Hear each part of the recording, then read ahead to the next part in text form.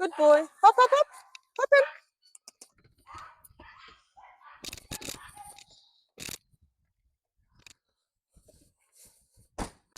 So what we have to start with is teaching him how to walk on a loose lead first and impulse control, because their response is forward, forward, forward.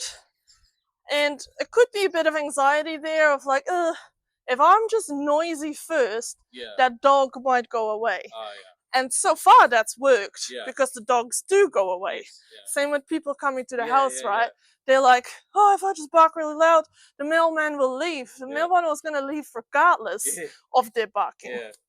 So we have to figure out, we might have to introduce a correction at some point, but we'll see how we go. All right, can I have him for a sec?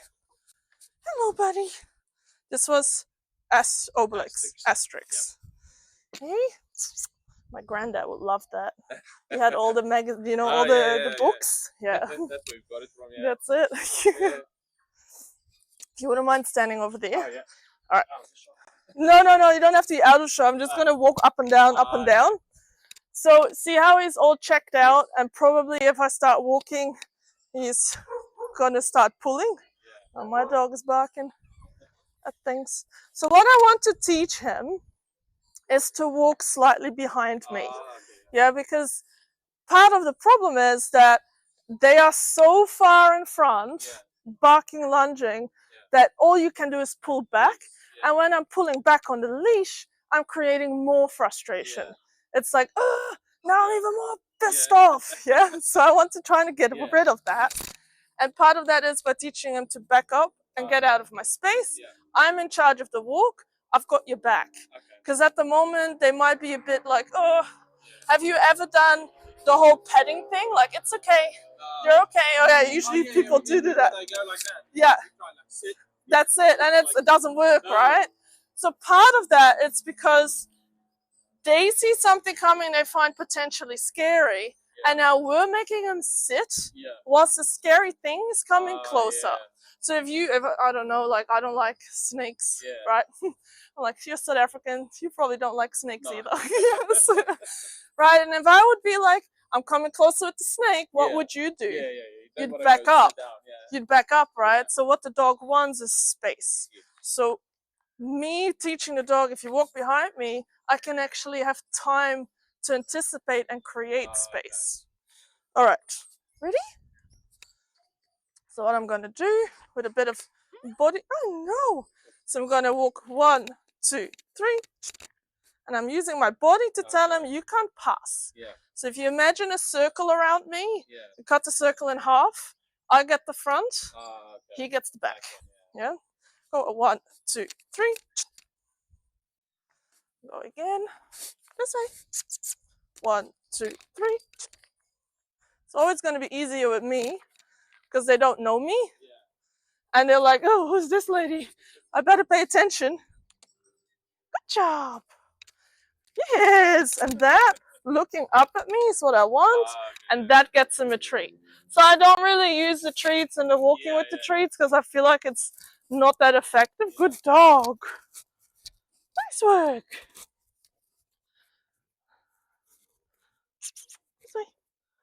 Nah, look how quickly you catch on. Let's go over here. At least it's nice and quiet on the street.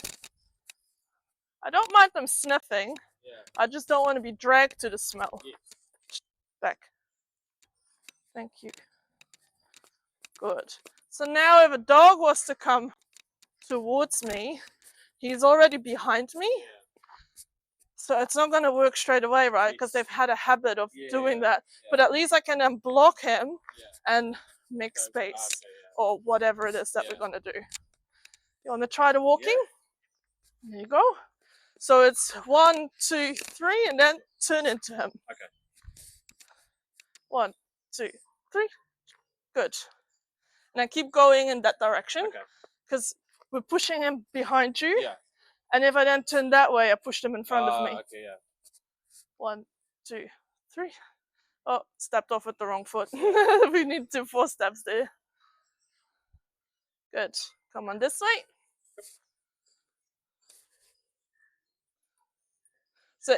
So step off with the foot closest to the dog, Yeah. and if you accidentally do the other one, do Yeah. 4 steps, Okay. because that's why you're like, oh, I Yeah, don't know how yeah, to do the turn. Yeah. Good. And now keep walking unless he comes in your half of the circle. Yep. Nice work. Good. Keep going one more time. Yeah, I'm coming back. That's looking good. Nice. So I pair the turn with a sound. So I use ch, but you can go no, no, whatever it is. Just because eventually I want to be able to walk my dog and just go back. Instead of having to always do the turn. Yeah. So that's step 1. Okay. Walking nicely loose leash. We'll do it with Obelix in a minute as well. Do you have like a takeaway container or something that I can put some food in? So part of their issue is that they don't have impulse control. Yeah. So the first exercise, and it might seem a bit weird why we're doing this, but we practice with food first because food is easily accessible. So what I want to do is be able to put this on the ground without him doing that, the forward thing. And when he does go forward, I go, nope, and I back him up off my legs. And then if he does it, awesome, you can have a treat. Nom nom. Then I walk a few steps. Ooh. I put it down. Nope. Good. Nice. Baby steps. Okay? Yeah. Have a go.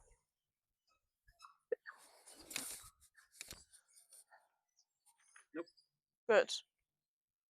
So it's basically teaching him just because there's something ahead of you doesn't mean you need to rush towards it. I want you to back away from it, and then I'll decide if you can have it, you can't have it.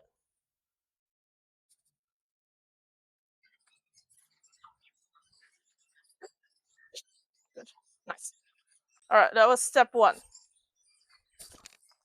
Thank you. I'll take that again. Then the next one is, we're going to put this on the ground, actually. Would you mind putting those treats in your pocket? Yep. And I'm going to put some of mine in, because I reckon those might be extra tempting. Chicken sausage. Do you like chicken sausage? Yes. Leave it. You can add leave it to it if you want to. Right, so the food is on the ground. Yeah, he's like, oh my god, I want it. So now, on my left, I'm going to walk right at it. And I'm going to go, nope. And I go around. And this is more a handling skill for you than it is for the dog. That's nothing. Yeah, good boy. Good job. Because what we want the dog to learn is to go around something that's tricky for them. Good job. What if I put it just on the ground without a bowl? How is that? Let's put this here so it's empty. I'll lick it anyway. Yep. Come on. Because eventually we replace the food by there. So I would just want him to stop, to be like, oh, I guess that's not for me then. Job. Yes. All right, have a go.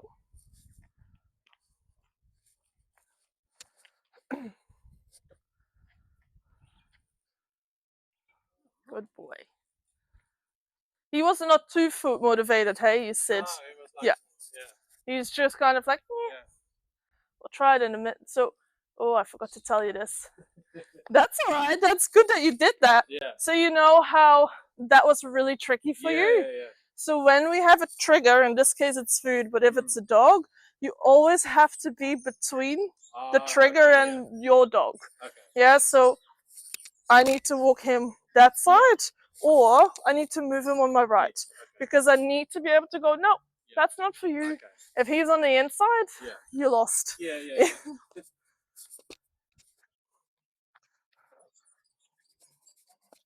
Mango. You can see that. We can see it. That's good. Very good. All right. Did you want to try as well? No? That's all good. Alrighty, so now I'm going to replace the food with me. I don't know if he's that interested in me, but some dogs find it very interesting when I squat down on the ground. Yeah. Alright, so same thing. Yeah, see how he's already like, ooh, I want to know what you're up to. So you walk at me, and then you block him, and you go around.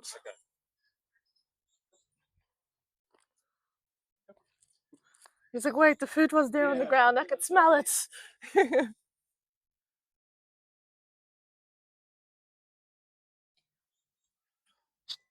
Nice. Triggers everywhere. Yeah. He's doing really good though.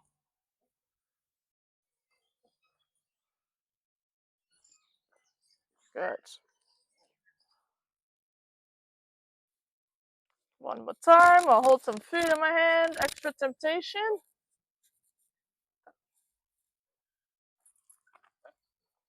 Yep. Yeah, that's it. You're blocking. Good job.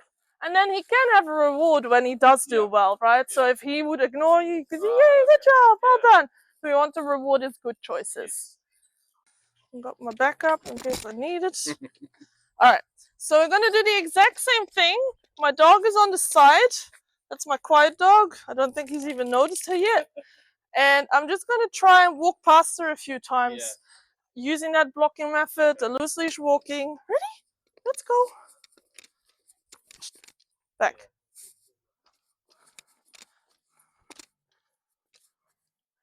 So now I'm turning. Oh, you saw her. Good boy. Let's go. We're not stopping. I'm not allowing him to go and have a yarn at her. It's just keep moving. Whoa, what's all these birds up to? Yep, come on. It's obviously a little bit messy. Good. See, the moment he perks up, that's when I block. I basically say, don't even try it. Yes, good job. Did you want a treat? I thought it was going to be worse. This is great. Nice. I don't think I need that. So the water is just to snap them out of the screaming. Good girl, Zelda. Leave.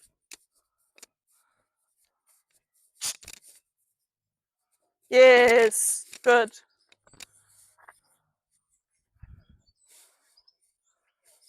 Leave it. I don't mind it. Yeah. Good dog. Do you want to have a go? Yeah. Good job. Oops. Oh, I was going to give you a treat. You don't need a treat. Alrighty. I'm going to give my dog a treat because she's doing good.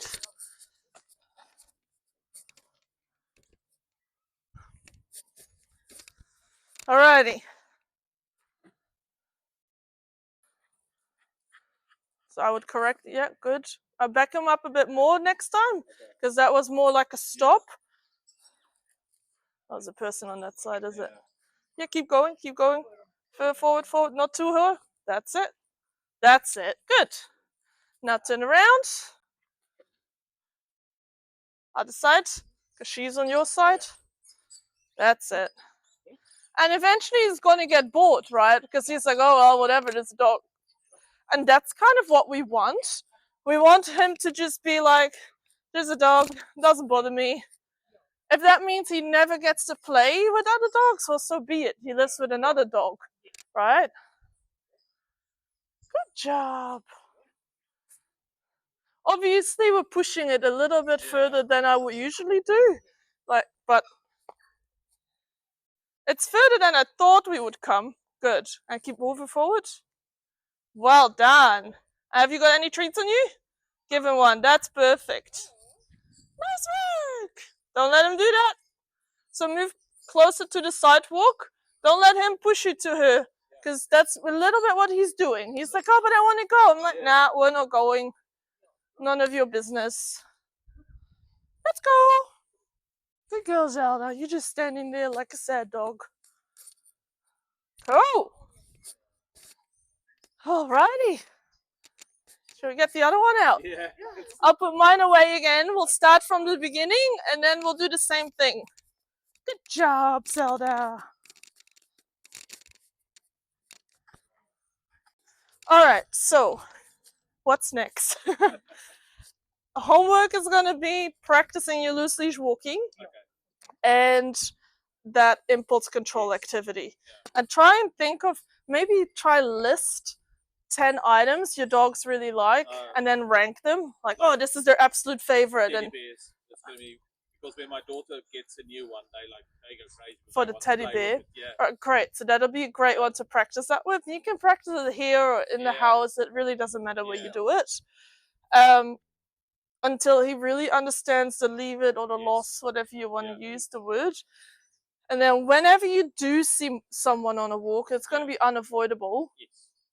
Is making sure that he's on the other side, that you're in between, maybe moving away, crossing the street, tossing treats. Those are all management options that teach your dog trust.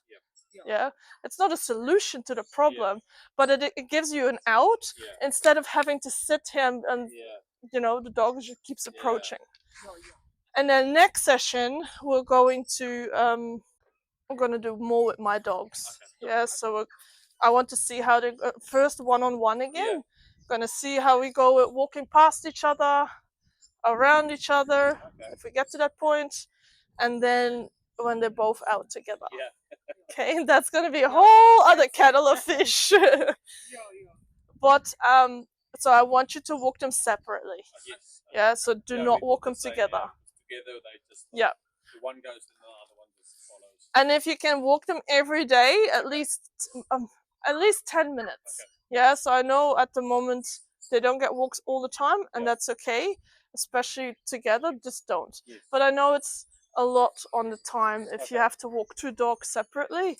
So 10 minutes. There's a lot of things like netball is finishing up, and then our evenings are getting open again. So or even if you have 5 minutes during the day, during lunchtime, you're like, oh, quickly just up and down the street, and that's it.